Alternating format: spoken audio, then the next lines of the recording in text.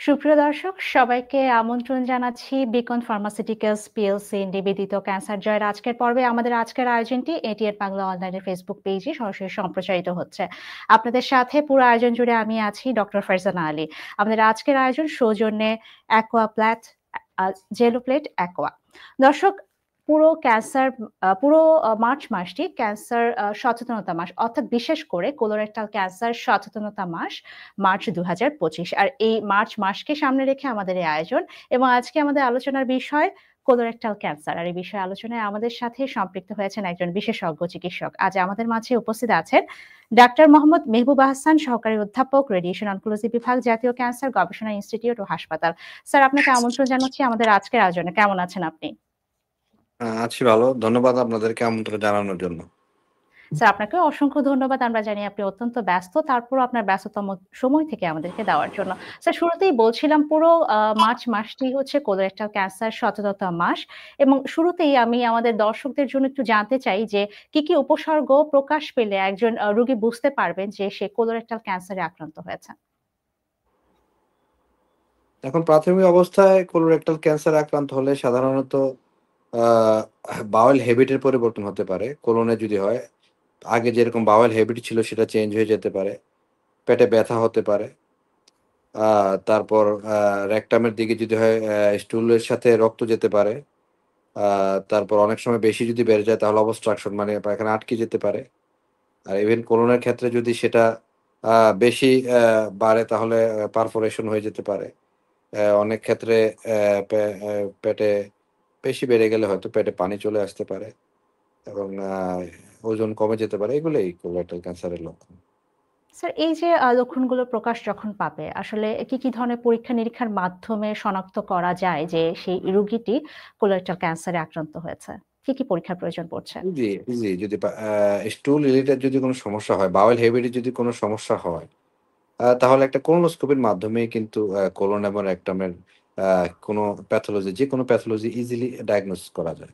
এখন কোলোনোস্কোপির মাধ্যমে যদি ভিতরে টিউমার পাওয়া যায় এবং সেটা বায়োপসি রিপোর্ট যদি ক্যান্সার আসে, তাহলে আরো অনেকগুলো পরীক্ষা করা লাগে। যেমন বায়োকেমিক্যাল যে পরীক্ষাগুলা ব্লাড টেস্টের মাধ্যমে করা লাগে।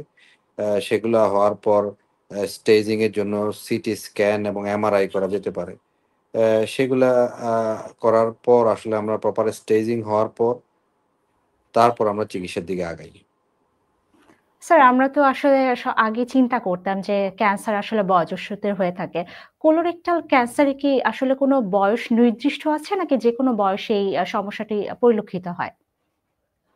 না, সাধারণত ৫০ এর পরেই হয়ে থাকে এবং এইজন্য সারা বিশ্বব্যাপী কোলোরেক্টাল ক্যান্সারের জন্য যে স্ক্রিনিং তাও ৫০ বছর বয়স থেকে শুরু করা লাগে।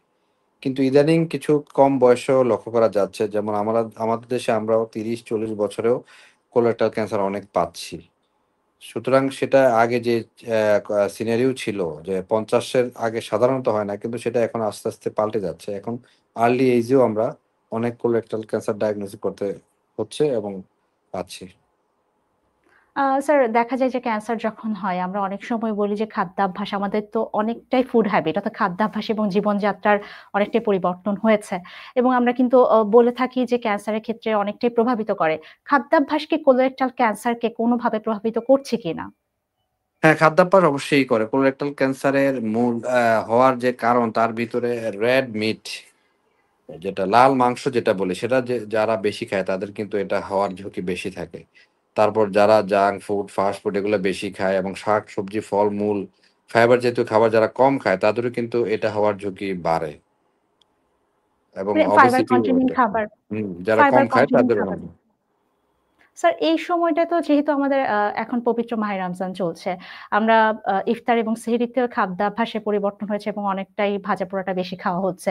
এই ভাজাপোড়া আসলে কোনোভাবে কোলোরেক্টাল ক্যান্সারকে প্রভাবিত করছে কিনা?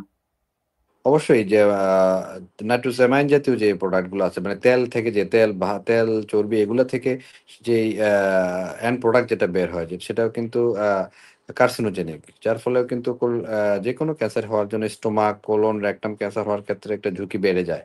সেজন্য আমরা সবসময় অ্যাডভাইস করি যাতে ভাজা, পোড়া তেল, চর্বি এগুলো যত কম খাওয়া যায়। এবং রমজানে সাধারণত এটা খাওয়ার একটা প্রবণতা বেশি দেখা যায়। কিন্তু রমজানে যদি আমরা ফলমূল তারপর পানি, শরবত এগুলা বেশি, বেশি খাই তাহলে কিন্তু আহ, আমাদের শারীরিক শুধু ক্যান্সারের জন্য না, যে কোনো ধরনের ঝুঁকি কিন্তু কমাবে। স্যার আরেকটা বিষয় কিন্তু এখন আমরা দেখি যে প্রসেস ফুড অর্থাৎ যেই খাবারগুলো এখন সহজলভ্য হচ্ছে, অনেকটাই আমরা এই খাবারের প্রতি ঝুঁকে পড়ছি। এই খাবারগুলো আসলে আমাদের ক্যান্সারের রোগটাকে কোনোভাবে প্রভাবিত করছে কিনা? হ্যাঁ, যেকোনো junk food, fast food, even process food যেগুলা, সেগুলা আ যে ক্যান্সার কিন্তু হওয়ার ক্ষেত্রে অগ্রণী ভূমিকা পালন করছে এবং এগুলা কিন্তু এভয়েড করাই ভালো। স্যার আপনি কিন্তু বলছিলেন যে কোলোরেক্টাল ক্যান্সার অর্থাৎ ক্যান্সার যখন হচ্ছে ৫০ ঊর্ধ্ব যারা তাদের কিন্তু এই কোলোরেক্টাল ক্যান্সার হচ্ছে বেশি। কিন্তু এখন অনেক ইয়াং জেনারেশনেও কিন্তু এই সমস্যাটা পরিলক্ষিত হচ্ছে। এর পেছনে কারণ কি বলে মনে করছেন? আর্লি এজ এর গুলো সাধারণত জেনেটিক ফ্যাক্টর যেগুলা থাকে, ফ্যামিলিতে যদি কারো থাকে তাহলে হতে পারে, অথবা কিছু পলিপ আছে।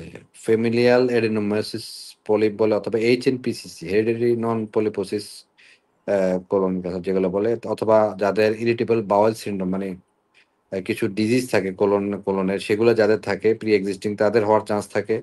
পলিপ থাকলে তাদের হওয়ার চান্স থাকে। ফ্যামিলিতে যদি এই ক্যান্সার হয়ে থাকে আগে আরো, তাদেরও আর্লি এজে হওয়ার একটা চান্স থাকে। আর জেনেটিক মিউটেশন কিছু কারণ থাকতে পারে, সেগুলোর কারণে সাধারণত আর্লি এজে হয়ে থাকে। স্যার আমাদের এই আয়োজনটি আসলে প্রত্যন্ত অঞ্চলের অনেকেই দেখছেন এবং আমরা জানি যে গ্রাম বাংলার জনসাধারণের মধ্যে সচেতনতা কিন্তু খুব একটা বেশি পরিলক্ষিত হয় না। এই কোলোরেক্টাল ক্যান্সারের সচেতনতা বৃদ্ধির জন্য আসলে কি ধরনের পদক্ষেপ গ্রহণ করা উচিত বলে আপনি মনে করছেন? সচেতনতার জন্য তো অ্যাওয়ারনেস আরকি। অ্যাওয়ারনেস এর জন্য তো শুধু ভেন্টিলেশন, মানে কি কারণে কোলোরেক্টাল ক্যান্সার হয়, কেন হয়, কাদের হয়, সেগুলা যদি আমরা গ্রামীণ জনগণ পর্যন্ত বিস্তৃত করতে চাই, তাহলে কিন্তু ইলেকট্রনিক মিডিয়া, প্রিন্ট মিডিয়া সবার মাধ্যমেই কিন্তু এগুলা বারবার প্রচারে যেতে হবে। এবং স্ক্রিনিং যেটা সরকারিভাবে সারা সারা দেশে চালু করা যেতে পারে। যেমন কোলোরেক্টাল এর জন্য স্ক্রিনিং, যদি ৫০ বছরের পরে প্রতি ৫ বছর পর কোলোনোস্কোপি অথবা অকাল ব্লাড টেস্ট, এগুলা যদি সারা দেশব্যাপী সকল উপজেলা স্বাস্থ্য কমপ্লেক্সে চালু করা যায়, তাহলে কিন্তু আ এটা আর্লি ডিটেকশন ও হবে এবং কোলোরেক্টাল ক্যান্সার হারও কমে যাবে। সারা উন্নত দেশগুলোতে কিন্তু এই স্ক্রিনিং সিস্টেম চালু আছে। আমাদের দেশে অবশ্য নেশন ওয়াইড এরকম কোলোরেক্টাল এর জন্য এরকম স্ক্রিনিং সিস্টেম চালু নাই। যদিও আসার কথা হচ্ছে ব্রেস্ট এবং সার্ভিক্স, ওই ২ টা ক্যান্সারের স্ক্রিনিং কিন্তু আমাদের জেলা, উপজেলা সব জায়গায় আছে। সুতরাং ওই ক্যান্সারগুলো কিন্তু এখন আর্লি ডিটেক্ট হচ্ছে। এখন সরকার যদি কোলোরেক্টাল ক্যান্সারের দিকেও নজর দেয়, ওই স্ক্রিনিং সিস্টেমটা যদি চালু করতে পারে সারা দেশব্যাপী, তাহলে ডিটেকশনও আর্লি হবে এবং চিকিৎসাও ভালো হবে। স্যার আমরা কিন্তু খুব গুরুত্বপূর্ণ একটা তথ্য আপনার কাছ থেকে জেনে নিলাম যে অন্যান্য ক্যান্সার অর্থাৎ ব্রেস্ট ক্যান্সার এবং সার্ভাইকাল ক্যান্সারে যেরকম স্ক্রিনিং দরকার হয়, কোলোরেক্টাল ক্যান্সারেও কিন্তু স্ক্রিনিং এর প্রয়োজন পড়ছে এবং স্ক্রিনিং করলে কিন্তু অনেকটাই সচেতনতা বৃদ্ধি পাবে এবং আগে থেকেই কেউ যদি ক্যান্সারে আক্রান্ত হয় সেই বিষয়টি সে জানতে পারবে। স্যার গুরুত্বপূর্ণ একটা তথ্য কিন্তু আপনার কাছ থেকে আমরা জানলাম। একটু জানতে চাই যে আমাদের বর্তমানে বাংলাদেশের প্রেক্ষাপটটি কোলোরেক্টাল ক্যান্সারের প্রেক্ষাপটটি কেমন? যে রোগীদের সংখ্যাটা কেমন স্যার? যদিও বাংলাদেশে আমাদের কোনো পপুলেশন বেসড ক্যান্সার রেজিস্ট্রি নাই। তবে জনসংখ্যা ভিত্তিক কোনো ক্যান্সার রেজিস্ট্রি আমাদের দেশে নাই। এখন পর্যন্ত শুরু হয় নাই। সুতরাং এক্সাক্ট কতজন রোগী আসলে কোলোরেক্টাল ক্যান্সারের রোগী আমাদের দেশে আছে, একুরেটলি বলাও সম্ভব না। কিন্তু কিছু বিভিন্ন ইনস্টিটিউশন বেসড, মানে প্রতিষ্ঠান ভিত্তিক ক্যান্সার রেজিস্ট্রি আছে। যেমন এনআইসিআর, আমরা ক্যান্সার হাসপাতালে কাজ করি, জাতীয় ক্যান্সার গবেষণা ইনস্টিটিউট। এসব ক্ষেত্রে কোলোরেক্টাল ক্যান্সারের আসলে সারা পৃথিবীতে কিন্তু এটি ৩য় অবস্থানে আছে। বিশ্বব্যাপী। আমাদের দেশেও এরকমই হবে, ৪ অথবা ৫ হবে। এর পরে নয় আরকি। স্যার রোগীরা যখন আপনাদের কাছে আসছেন কোলোরেক্টাল ক্যান্সার নিয়ে, তাদের ক্ষেত্রে চিকিৎসাটা কিভাবে দিচ্ছেন আপনারা? সেটা ১ম এ আমরা ডায়াগনোসিস এর জন্য, ডায়াগনোসিস হওয়ার পরে প্রপার স্টেজিং এবং কিছু বায়োকেমিক্যাল পরীক্ষা, রোগী পেশেন্টের ফিটনেস, পারফরম্যান্স স্ট্যাটাস সব দেখার পর কোন স্টেজে আছে। যদি স্টেজ 1 ডিজিজ হয়, কোলন এবং রেকটামের চিকিৎসা পদ্ধতি কিন্তু একটু ভিন্ন। কোলনের জন্য একরকম, রেকটামের জন্য আরেক রকম। যদি কোলন হয়, কোলন ক্যান্সার হলে আমরা আর্লি স্টেজে থাকি, স্টেজ 1, 2, 3 এর ক্ষেত্রে সার্জারি ইস ফার্স্ট প্রেফারেন্স। ১ম এ সার্জারি অপারেশন করি, তারপরে হিস্টোপ্যাথোলজি রিপোর্ট দেখার পর কেমোথেরাপি লাগবে কি লাগবে না, অথবা ইমিউনোথেরাপি অথবা টার্গেট থেরাপি কি লাগবে, তখন আমরা অ্যাডজুভেন্ট কেমোথেরাপি তে চলে যাই কোলনের ক্ষেত্রে। কিন্তু রেকটামের ক্ষেত্রে স্টেজ 1 এ আমরা সার্জারিতে যাই। কিন্তু 2 অ্যান্ড অ্যাবাভ যদি হয় স্টেজ, তাহলে কিন্তু ১ম এ নিও অ্যাডজুভেন্ট রেডিওথেরাপি যেটা বলে। কেমোথেরাপি এবং রেডিওথেরাপি সার্জারি, মানে অপারেশন আগে আমরা দিয়ে দেই।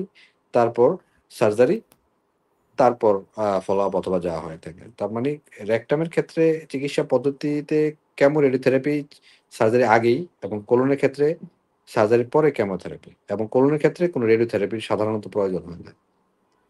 কেমোথেরাপিটার প্রয়োজন পড়ছে সার্জারির আগে। স্যার এই যে এখন দেখা যাচ্ছে বিভিন্ন রকমের উন্নত চিকিৎসা চলে এসেছে। আমাদের বাংলাদেশের প্রেক্ষাপটটা একটু জানতে চাই যে ক্যান্সারের ক্ষেত্রে আসলে সম্ভাবনা কতটুকু এই উন্নত চিকিৎসার ক্ষেত্রে? উন্নত প্রায় সকল চিকিৎসা আমাদের দেশে বিদ্যমান। আমাদের দেশে কোলন, রেকটাম, কোলোরেক্টাল ক্যান্সারের জন্য যে চিকিৎসার জন্য যে ফেসিলিটি প্রয়োজন সবই আছে। সার্জারি প্রয়োজন বা দক্ষ সার্জন রয়েছে। কেমোথেরাপি প্রয়োজন, রেডিওথেরাপি প্রয়োজন, দক্ষ অনকোলজিস্ট রয়েছে এবং যার জন্য টার্গেটেড থেরাপি অথবা ইমিউনোথেরাপি কিছু ক্ষেত্রে আমরা ব্যবহার করি। এগুলো আমাদের দেশে হচ্ছে এবং কিছু ফার্মাসিউটিক্যালস কোম্পানি ইমিউনোথেরাপি এবং টার্গেটেড থেরাপি গুলাও তৈরি করছে এবং দেশেই সব ধরনের চিকিৎসা সম্ভব হচ্ছে। স্যার এই যে আমরা যখনই ক্যান্সার হয় আমরা কিন্তু একটা ভয় প্রত্যেকটা মানুষের মধ্যেই সৃষ্টি হয়। ক্যান্সার হলেই আসলে এর থেকে নিরাময় সম্ভব হয় না। বর্তমানে বাংলাদেশে যে চিকিৎসা পদ্ধতি চলছে তার থেকে আসলে ক্যান্সার রোগটি নিরাময়ের সম্ভাবনা কতটুকু বা আসলে সফলতা কতটুকু স্যার? ক্যান্সার নিরাময় জি স্যার। অবশ্যই আর্লি ডিটেকশন যদি করা যায় যেকোনো ক্যান্সারের ক্ষেত্রে শুধু কোলন রেকটাম না, সারা শরীরে যেকোনো ক্যান্সারে যদি আর্লি ডিটেকশন করা যায়, ইট ইস স্টেজ 1 এবং 2 তে যদি ধরা পড়ে, তাহলে সম্পূর্ণ কিউর করা সম্ভব। সেজন্য আমরা আর্লি ডিটেকশন এর দিকে জোর দেই। সেজন্য লাগবে অ্যাওয়ারনেস এবং স্ক্রিনিং। অ্যাওয়ারনেস এবং স্ক্রিনিং যদি ঠিকমতো করা যায় এবং প্রপার স্ক্রিনিং সিস্টেম যদি থাকে, তাহলে আমরা ইজিলি স্টেজ 1 এবং 2 তে অনেক ডিজিজ পাবো এবং চিকিৎসা করলে রোগী সম্পূর্ণ ভালো হয়ে যাবে। কিন্তু যখন সেটা স্টেজ 3 অ্যান্ড অ্যাবাভ হয় তখন কিন্তু মাল্টিপল চিকিৎসার প্রয়োজন হয়। তখন তার সারভাইভাল ও আস্তে কমতে থাকে এবং স্টেজ 4 এ তো মেটাস্টেসিস হয়ে যায়। সেই ক্ষেত্রে কিন্তু রোগীকে আর সম্পূর্ণ কিউর করা সম্ভব হয় না। তবে আশার কথা হচ্ছে এখন স্টেজ 4 এও অনেক ধরনের চিকিৎসা পদ্ধতি আবিষ্কৃত হওয়ার কারণে যেমন ইমিউনোথেরাপি এবং টার্গেটেড থেরাপির জন্য ওই ধরনের রোগীদেরকেও অনেক দিন বাঁচিয়ে রাখা সম্ভব। স্যার আরেকটা বিষয় দেখা যায় যে যখনই ক্যান্সারে আক্রান্ত হয় তার পরিবারের সদস্য বা সেই ক্যান্সারের রোগী বা আক্রান্ত ব্যক্তির মনে কিন্তু একটা শঙ্কা হয় যে এটা অত্যন্ত ব্যয়বহুল একটা চিকিৎসা। এই ব্যয় সম্পর্কে একটু জানতে চাই যে বাংলাদেশে আসলে ক্যান্সারের পেছনে ব্যয়টা কেমন হচ্ছে বা সুলভ মূল্যে ক্যান্সারের চিকিৎসা পাওয়া যাচ্ছে কিনা? ক্যান্সার চিকিৎসা সারা বিশ্বেই ব্যয়বহুল। এবং ক্যান্সার চিকিৎসার ব্যয় পৃথিবীর সব দেশেই অনেক বেশি এবং অন্যান্য দেশের সুবিধা হচ্ছে তাদের হেলথ ইন্সুরেন্স পদ্ধতি চালু আছে। যার ফলে পেশেন্টের উপর সেই বার্ডেনটা পড়ে না। আ ইন্সুরেন্স কাভারেজের মাধ্যমে সে চিকিৎসা করতে পারে। কিন্তু আমাদের দেশে সমস্যা হচ্ছে রোগীর চিকিৎসার ব্যয় সম্পূর্ণভাবে রোগীকেই বহন করতে হয়। যার ফলে এত বড় বার্ডেন যেকোনো আ পেশেন্টের পক্ষে আসলে প্রায় অসম্ভব। কারণ যে ফ্যামিলিতে একটি ক্যান্সার পেশেন্ট আছে তার যে খরচ তার ফ্যামিলির প্রায় খুব কষ্টসাধ্য হয়ে যায় ব্যয় বহন করা। যদিও সরকারিভাবে যে জাতীয় ক্যান্সার গবেষণা ইনস্টিটিউট এবং বিভিন্ন মেডিকেল কলেজ হসপিটালগুলোতে ক্যান্সার বিভাগ আছে এবং সেখানে প্রায় বিনামূল্যেই ক্যান্সার চিকিৎসা হয়ে থাকে এবং আমাদের জাতীয় ক্যান্সার গবেষণা ইনস্টিটিউটে কেমোথেরাপির প্রায় সকল ওষুধই বিনামূল্যে দেয়া হয়ে থাকে এবং রেডিওথেরাপিও নামমাত্র মূল্যে দেওয়া হয়ে থাকে। কিন্তু এত পেশেন্ট যেটা আসলে আপনি জিজ্ঞেসও করেন নাই, আমি বলিও নাই। বাংলাদেশে প্রতি বছর প্রায় ১.৫ থেকে ২ লক্ষ নতুন ক্যান্সার রোগী আ আ আক্রান্ত হচ্ছে এবং প্রায় এখনো ১৪-১৫ লক্ষ ক্যান্সার রোগী রয়েছে দেশে।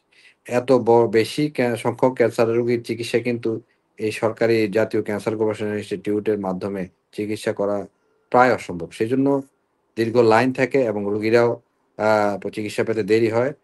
আ এইজন্য হয়তো প্রাইভেট সেক্টরে গেলে চিকিৎসা পায় কিন্তু তার ব্যয় কিন্তু কম না।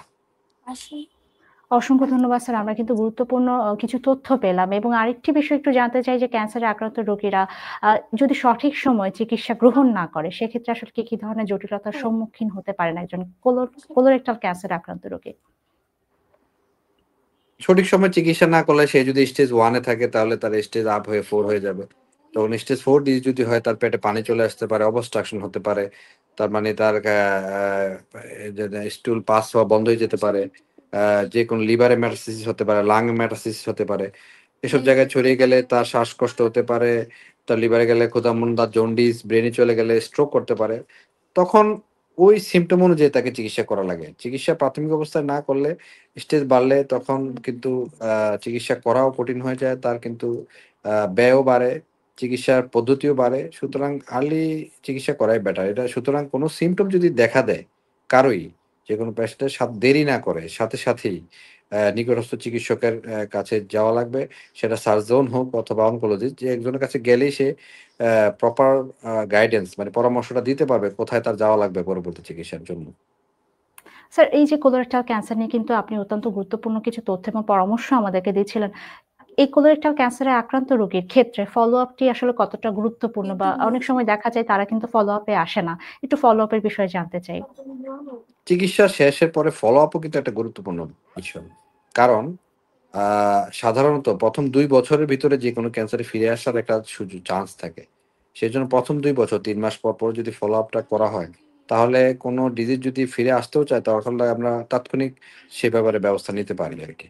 কিন্তু যদি ফলো-আপ টা সে রেগুলারলি না করে তাহলে ডিজিজ আবার যদি প্রোগ্রেশন হয় এবং বেড়ে যায়, এখানে যদি বিভিন্ন জায়গায় চলে যায় তাহলে কিন্তু চিকিৎসা করা আবার কষ্ট হবে এবং পেশেন্টের জন্যও তা কষ্টসাধ্য।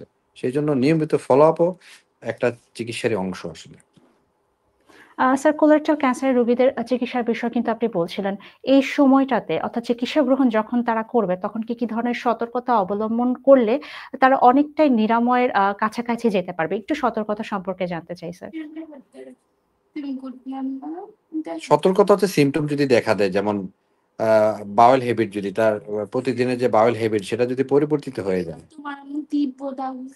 তারপরে অ্যাবডোমিনাল পেইন অথবা পায়খানার সাথে রক্ত যাওয়া, এগুলো হলে কিন্তু নিজস্ব চিকিৎসকের শরণাপন্ন হবে।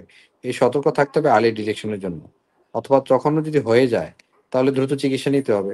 আর চিকিৎসা নেয়ার পরে প্রপার ফলো আপ করা লাগবে। সেই ব্যাপারে সতর্ক বা সচেতন থাকা লাগবে। ফলো আপটাও যাতে নিয়মিত হয়।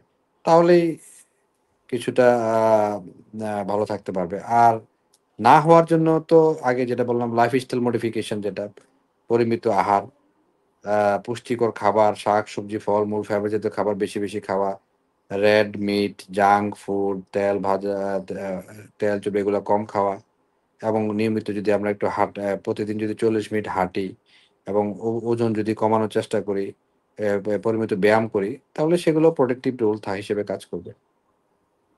স্যার অসংখ্য ধন্যবাদ। আমরা আয়োজনের একদমই সর্বশেষ মুহূর্তে চলে এসেছি। সার্বিকভাবে আমাদের দর্শকদের জন্য আপনার কি পরামর্শ থাকবে? যেহেতু পুরো মার্চ মাসটি কোলোরেক্টাল ক্যান্সার সচেতনতা মাস। এই সচেতনতা সৃষ্টির জন্য আমাদের দর্শকদের জন্য আপনার সার্বিকভাবে কি পরামর্শ থাকবে? পরামর্শ একটা, নিজে তো আগে জানতে হবে কি কারণে এটা হয় এবং সে ব্যাপারে সচেতন থাকতে হবে। আর যেকোনো ক্যান্সারের জন্যই, শুধু কোলোরেক্টাল ক্যান্সারের জন্য না, শরীরের যেকোনো ক্যান্সারের জন্যই আমরা যদি, যেটা আমি বললাম, আমাদের যদি লাইফস্টাইলটা মডিফাই করতে পারি। যেমন আমরা এখন ধূমপান যদি পরিহার করতে পারি, ধূমপানও কিন্তু প্রায় মেজরিটি ক্যান্সার হওয়ার একটা কারণ। তো ধূমপান যদি আমরা না করি, তারপরে আমরা যদি যেটা বললাম রেড মিট, তারপর junk food, fast food, processed food যদি কম না খাই বা কম খাই এবং নিয়মিত যদি ব্যায়াম করি, ৪০ মিনিট হাঁটি, অ্যা এবং আরো আ যেটা শরীরের জন্য যে সকল জিনিস ক্ষতিকর সেগুলো যদি পরিহার করি, তাহলে অনেকাংশেই বিভিন্ন ধরনের ক্যান্সার সহ বিভিন্ন ধরনের রোগ থেকে কিন্তু আমরা আ বাঁচতে পারবো। যদিও জেনেটিক যেগুলো হওয়ার সেটা হবেই। সেজন্য তো স্ক্রিনিং সিস্টেম আছে আমাদের, ইনভেস্টিগেশন ফেসিলিটিস আছে, সেগুলো দিয়ে সেটা আ ধরা যাবে আরকি। স্যার অসংখ্য ধন্যবাদ আপনার গুরুত্বপূর্ণ তথ্য এবং পরামর্শের জন্য। আশা করি আমাদের আজকের পর্ব থেকে আমাদের দর্শক উপকৃত হয়েছেন। আপনাকে অসংখ্য ধন্যবাদ। ধন্যবাদ আপনাদেরকে আমাকে আমন্ত্রণ জানানোর জন্য। দর্শক দেখছিলাম জেলো প্লেট অ্যাকোয়ার সৌজন্যে বিকন ফার্মাসিউটিক্যালস পিএলসি নিবেদিত ক্যান্সার জয়ের আজকের পর্ব, যে আয়োজনটি একই সাথে এটিএন বাংলা অনলাইনের ফেসবুক পেজ এবং ইউটিউবে সম্প্রচারিত হচ্ছে। আশা করি আজকের পর্ব থেকে আপনারা সবাই উপকৃত হয়েছেন। আপনাদের সবার সুস্বাস্থ্য কামনা করে শেষ করছি আমাদের আজকের পর্ব। সবাই ভালো থাকুন, সুস্থ থাকুন, এটিএন বাংলার সাথেই থাকুন। ধন্যবাদ সবাইকে।